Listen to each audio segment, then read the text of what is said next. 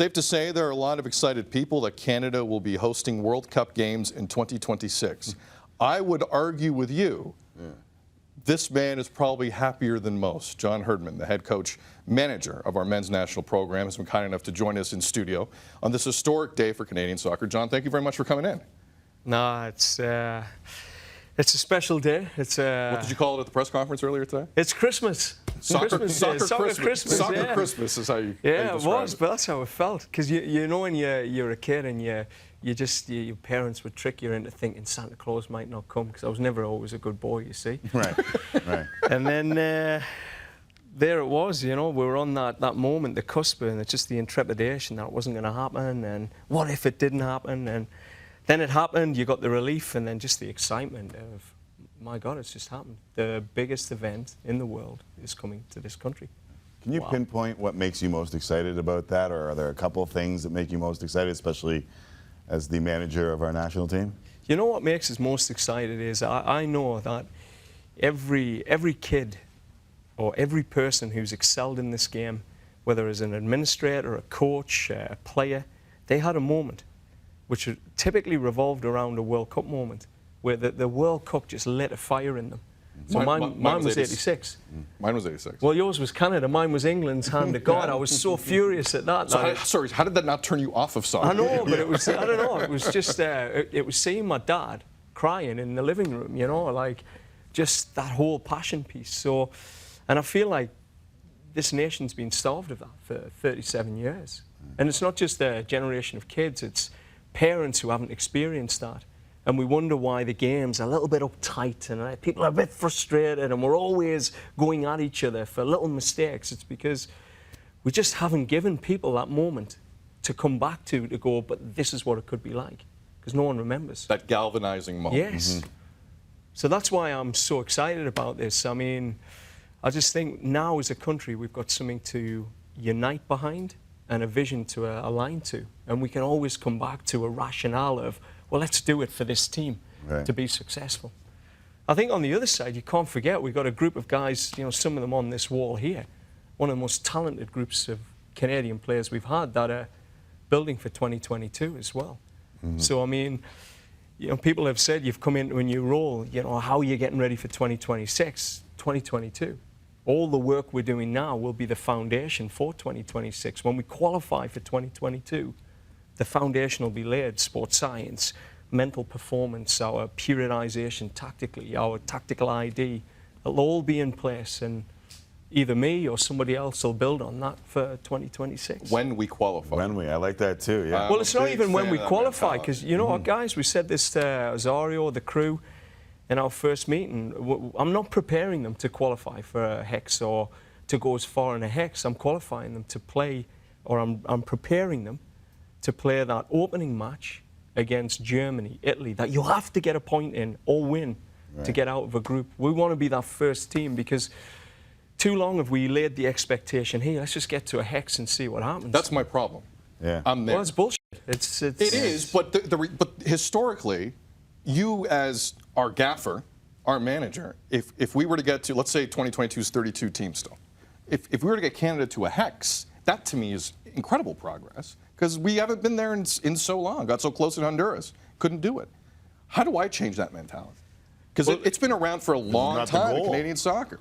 But if the players don't see the next stage of the group, how are they ever going to believe? And if I'm not there standing there saying, this is where we're going, gents, we're going to be the first team to score a goal. We're going to be the first team to keep a clean sheet. We're going to be the first team to qualify out the group stage. That's what we're preparing for. And you know what? If you're not all in, none of this happens.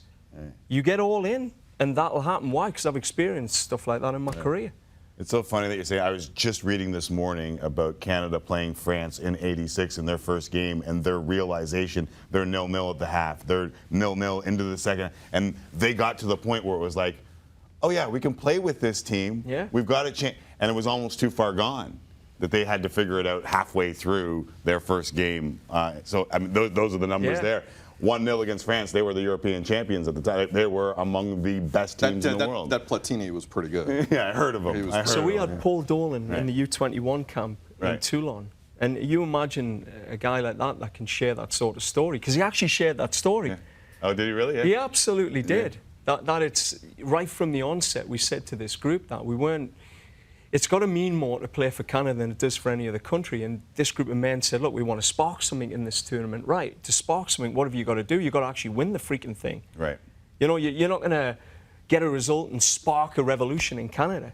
You've got to go and do something that no one's ever done before. And Paul was able to share that experience of changing the mindset earlier.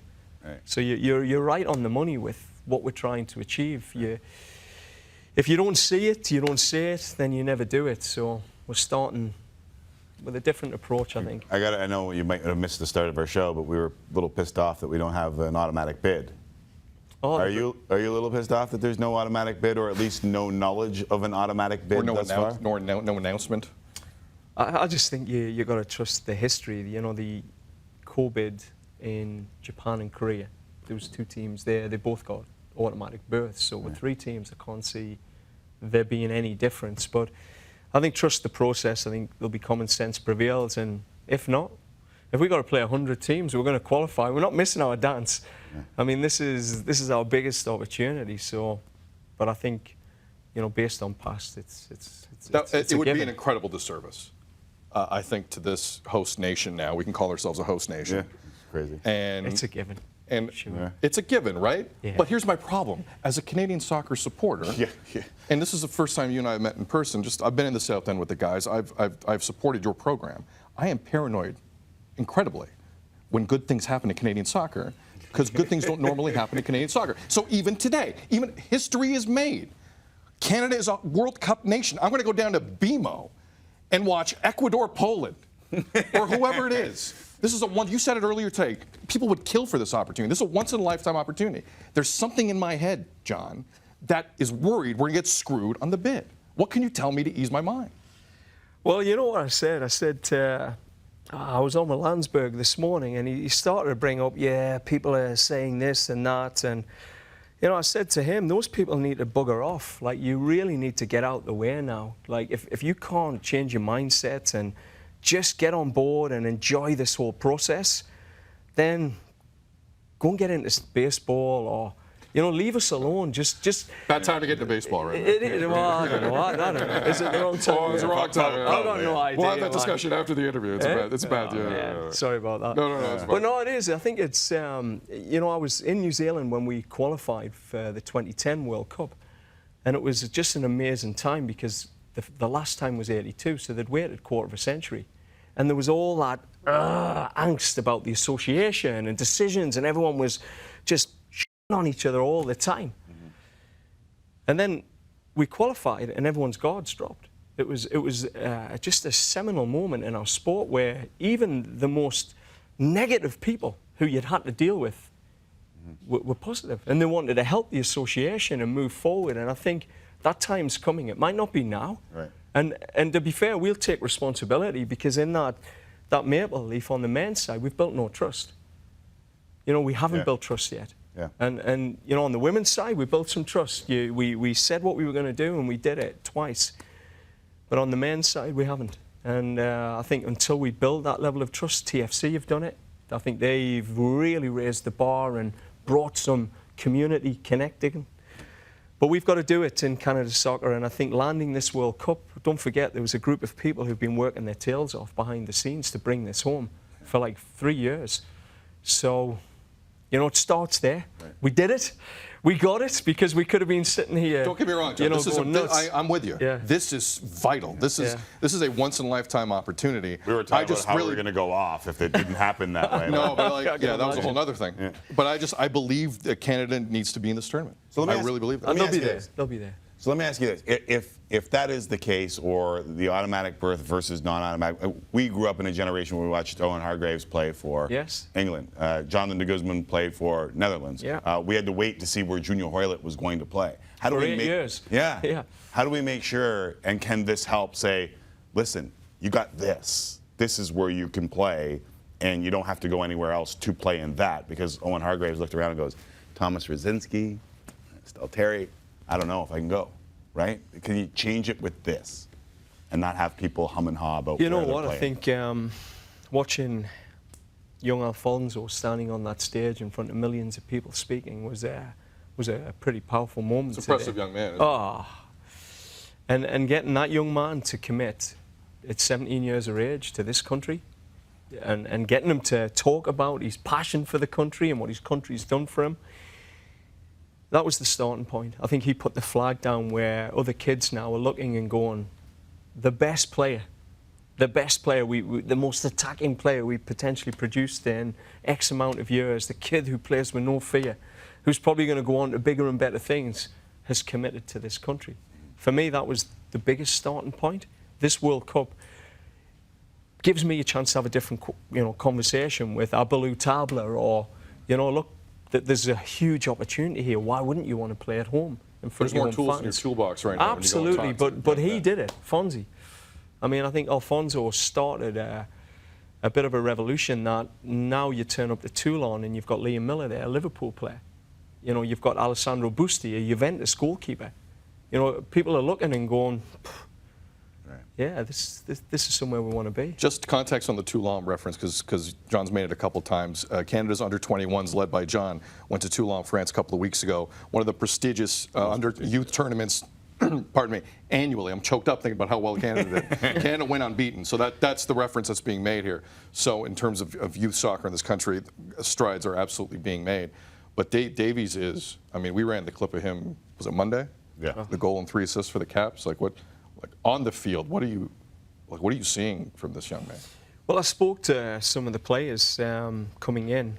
I spoke to Junior Hoylett and a couple of the others, and they just mentioned the no fear of Alfonso. It had a real impact on the group, that this kid just came in and went, off I go. I'm not scared. I'm not scared to fail. I'm not scared to get tackled. I'm just going to be myself, bring my identity.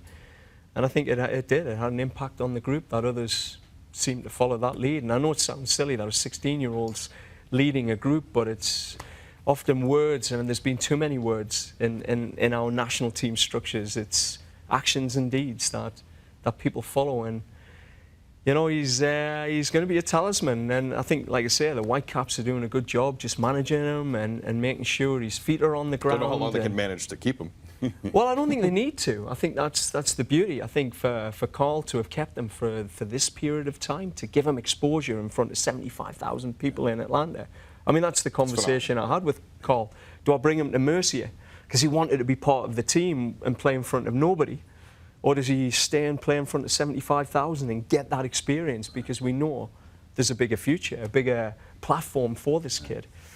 So, yeah, I think the exciting thing is he's not the only one. Like, there's more coming. Right. There's more Fonzies coming. Right. Sid and I could sit with you and talk with you for hours, but we don't have the time. I want to get to 2 quick things. Yeah. Do we get this if we don't have the 2015 Women's World Cup? I just think that was such an amazing event that it had an impact on a lot of decisions. Right. To see how well that tournament was run coast to coast was just fantastic, and to see how Canada got out and supported it as well, and even places like Moncton, and yeah, it had to send a very strong message about our ability to host a major, if not the biggest tournament in women's sport. Not sure if you heard, but when you were named the men's head coach, both Sid and I were shocked. Like, just almost Yeah, jaw- my wife told us you went nuts. Jaw I didn't dropped. watch it because I was trying to avoid any negativity, but she said these guys just went crazy. Right. I had a moment. No, we I had a were moment. jaw dropped. But I had a what, moment. was 2015 the impetus to say, I want to try this on the men's side? Like, why did you feel the need that you had to expand, to move on to this part of your career? I've answered this a few times, and it's consistent. 2016, we'd just gone back-to-back tournaments. Like, we'd done something that no human had done in 100 years. Right. Like, when you do it the first time, everyone goes, it's a fluke, good luck. And then when you repeat, that's the box you want to tick when you repeat. Yeah, the system was in a good place. We brought 11 young kids into the Olympic squad. It was the youngest Olympic team in our history. And you felt that the system and everything's in a good place. They've been hearing my voice now for nearly 7 years. And I had a great assistant coach in Kennett. And then I'll be brutally honest with you, our budgets were starting to get cut, and you knew the only thing that's going to change the outcome of the women's game And we've been watching on the other side, the men's team flounder, was to get that men's team to a World Cup. Because when it does, like I said, I was in New Zealand. I was the technical director at the time, women's coach as well. We put 35 full-time staff on the ground, grassroots staff, to run a new grassroots program on the back of that men's team qualifying with the FIFA dollars that came into the organization. So you know it's a seminal moment when you qualify. I mean, landing the World Cup's a massive thing. It's 8 years down the line, though, before those dollars come to fruition. So in our heads, it's just as simple as this. My motivation was in a place of, I need to climb a new mountain. I'm ready for that now. There was some other opportunities on the table, to be fair. I'm not going to lie about that. There was a big opportunity there. But I want to live in Canada. It's where I feel my home is now. My kids are growing up here, and, you know, I could see that I could do something different. Yeah. And Well, and again, when this happened in January, to go back to Tim's point, I saw some things I didn't like. The one thing I did say quickly on air was that John Herdman wants to be in this country. Yeah. John Herdman wants to be a part of this association. And there haven't been enough guys, quite frankly, who we could say that about. And I have always really been happy about that aspect with you. Yeah. And I'm glad you came in. And I wish you nothing but the best going forward. I think everyone's on the same page in that they want to see what's best for this organization come to fruition. There's challenges, it's financial, there's things that have to happen, but it's a big day. I think it's the start of something big. Yeah, no, this mountain is Kilimanjaro, but you just reached the base camp. yeah, I think this we is did. a base camp. We did. Yeah. And what I will say is some of those people need to take ownership of their own stuff as well. There are people out there that just can't wait to be negative. They have to change their mindsets. There's too many in our culture currently with big voices who look for the first little mistake.